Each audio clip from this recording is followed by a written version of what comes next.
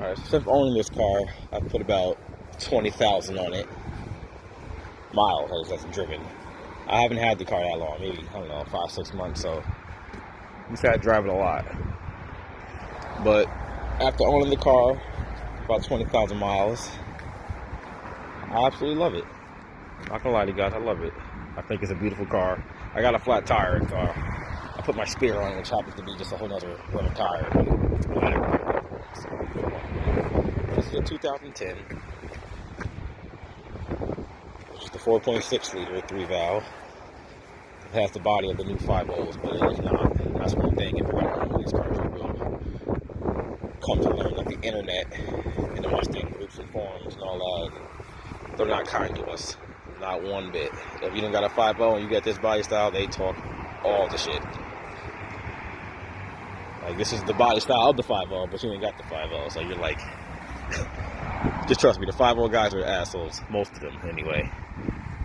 They act like there never was an engine before the fucking 5.0, but alright, anyway.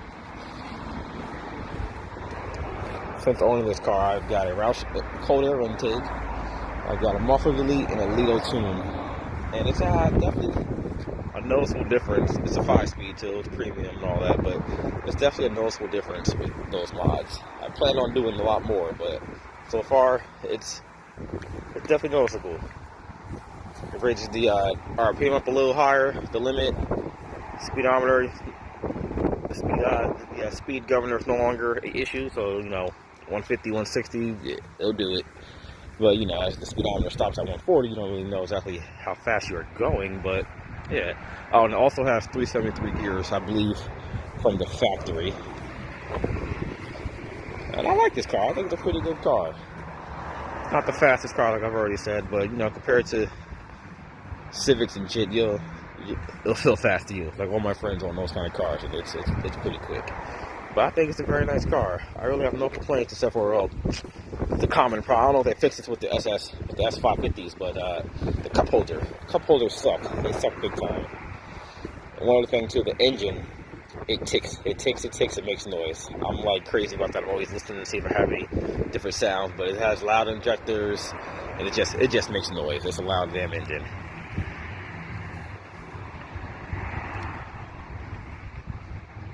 It's a 2010, like I said, this is probably the best 3-valve you can get. If you're going to get a 3-valve, this is the one to go for. If you can't afford a 5.0, if you want this kind of car, this is the year to go for if you're getting a 3-valve.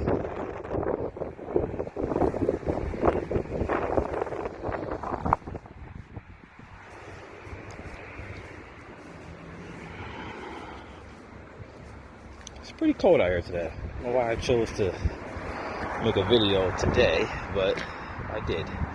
Let's go inside and talk about this. Alright, so I kind of don't know where I'm going with this video. I had my original intentions were to make one of those videos of all the 5 things and all that, but I was like, nah, I'm not gonna do all that. I kind of suck at this YouTube stuff, but I have the car for $20K, and it's a good car. I like it.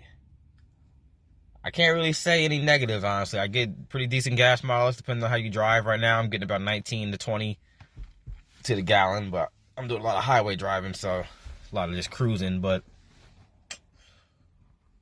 it's a good car. I mean, I got no complaints. I just wish it had a little more power, but we'll get there eventually.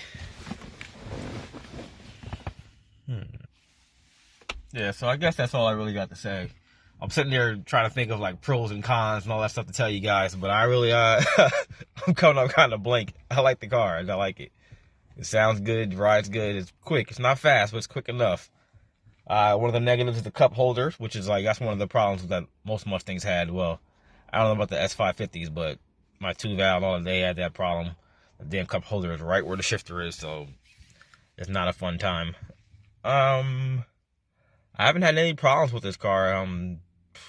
Trying to say, I've had no problems. It's been good. I don't beat on it too. I mean, I drive this bitch, but I don't beat on it, but I've had no problems with it. Everything's going great so far.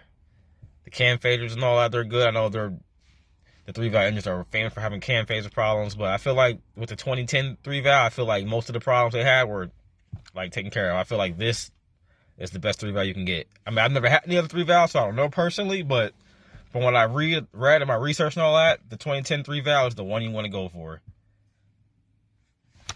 Yeah, I don't know. It's a good car, guys. It's a good car. Do one more outside walk around this thing.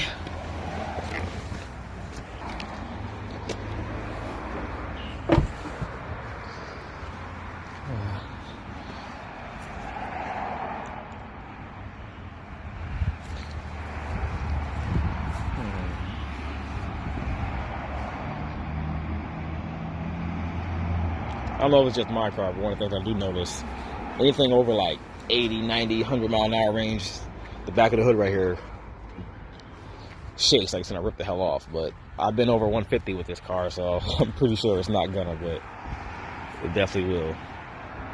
It'll definitely shake.